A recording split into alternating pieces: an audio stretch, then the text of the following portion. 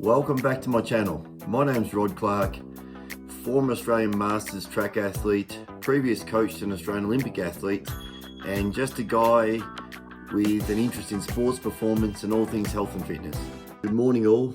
Welcome if it's your first time here. As I said in my last video, I'm hoping to do some interviews soon. I'm just trying to get some of those organised now with predominantly 40 plus athletes or 40 plus people that have actually stayed in great shape, throughout their entire lives.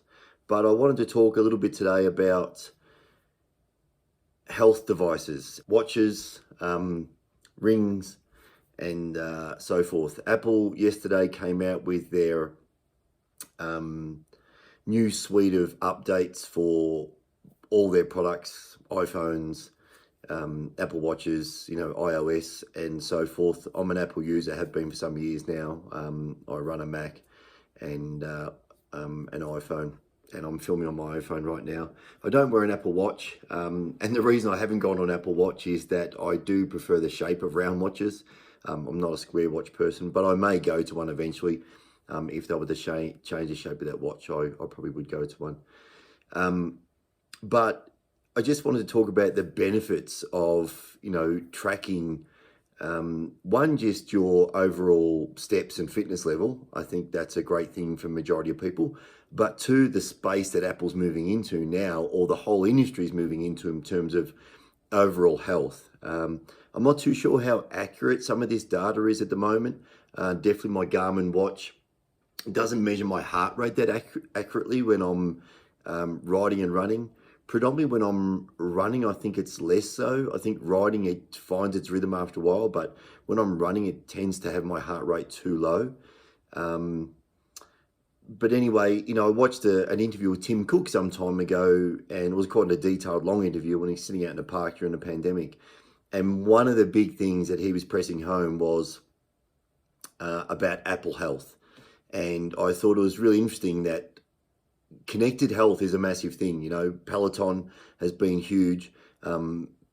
Yes, they've had a few, hiccups recently, but I don't think it's a major thing. I think they'll get past that pretty quickly.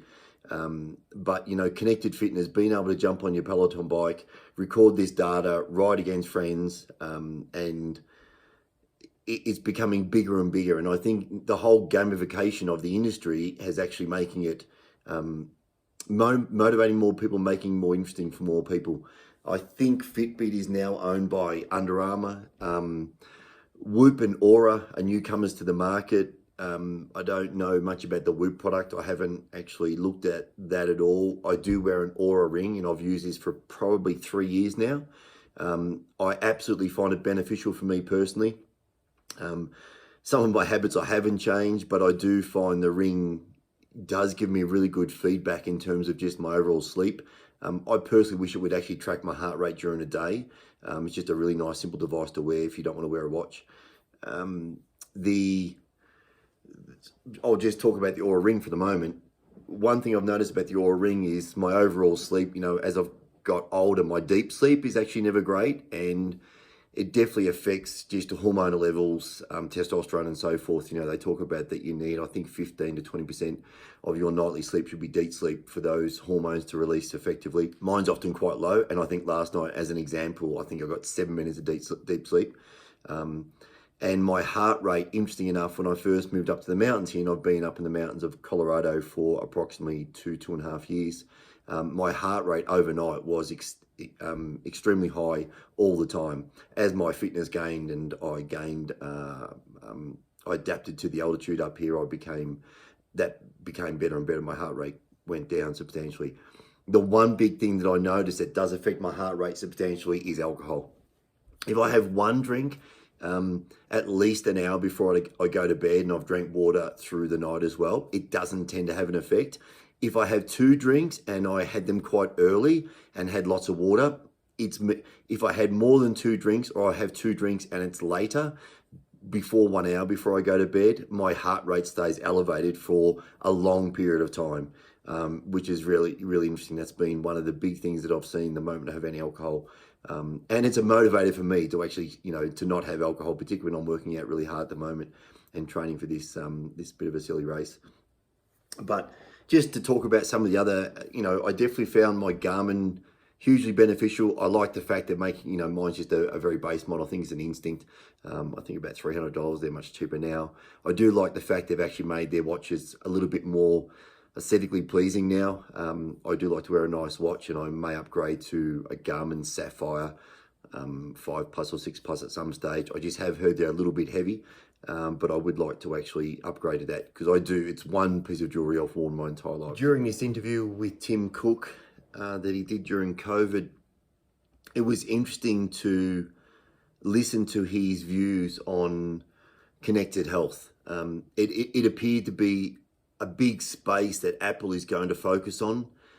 They see connected health and monitoring health and preventative health as a huge thing going forward. And I thought that was really interesting that Tim was saying that they're looking to monitor people's health more closely and give them that feedback earlier, when they're actually starting to detect issues going forward. And I thought, wow, this is amazing. If we can actually start looking at people's,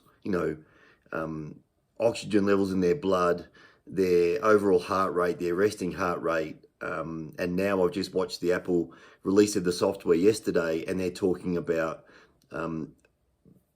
trying to prevent people that have, older people in particular that have falls, from a walking steady point. Preventing these things in preventative medicine, we all know, is a much better way to a better life and a healthier life. And I thought it's a really interesting play that Apple are going down that particular path to gather all this data through the watch and then be able to push that back to the individual person or their doctors. And with the new release of the software, it looks like they can now actually share that data with their family and friends. As a classic example, where you've got elderly parents and you want to know what's going on with their health, they can share that data automatically to you, so you could actually reach out to the health professionals for them. I thought that's really interesting, but it's definitely exploding space. COVID has accelerated so many things: e-commerce, health, stay-at-home fitness. A lot of gyms obviously got hit really hard. And Apple's connected health, in terms of, their whole health program, they're now launching through their Apple TV and their watch to work out with people on screen, like the Peloton, like Mirror, like these other home fitness devices, I think is, quite incredible. Going back to connected health, with watches and rings, I personally think the investment's worthwhile. As I said, the ring for me has been an eye-opener in terms of just my overall heart rate, trying to help me with my recovery. And my watch, although the heart rate monitoring the watch is not fantastic, I do really see the benefit. I've just started to get back into riding again, and one of the things I'm noticing is that we do a lot of climbing around here, obviously living in the mountains, is that if I can keep my heart rate below a certain level, I can climb so much further. Yes, I know it's obvious to a lot of people out there that have been riding bikes and looking at their heart rate. To me, as a sprint background, for 20 years, heart rate, who cares? Blows up, I get a rest, it comes back down, I go again. I would look at it occasionally when I was sprinting to know that my heart rate was back under 120 before I do it the next rep. Very rarely would I do that though, unless it was a really hard training session, my heart rate was staying really high. But I'm finding it beneficial on the bike. If I keep my heart rate below a certain level, I can definitely climb and ride longer. And to get some of those longer rides in, for me at the moment, I definitely need to be doing that. So yeah, the connected fitness space is really interesting. I'm really excited about what's going to happen going forward. I think the preventative health is a huge thing for a lot of people out there.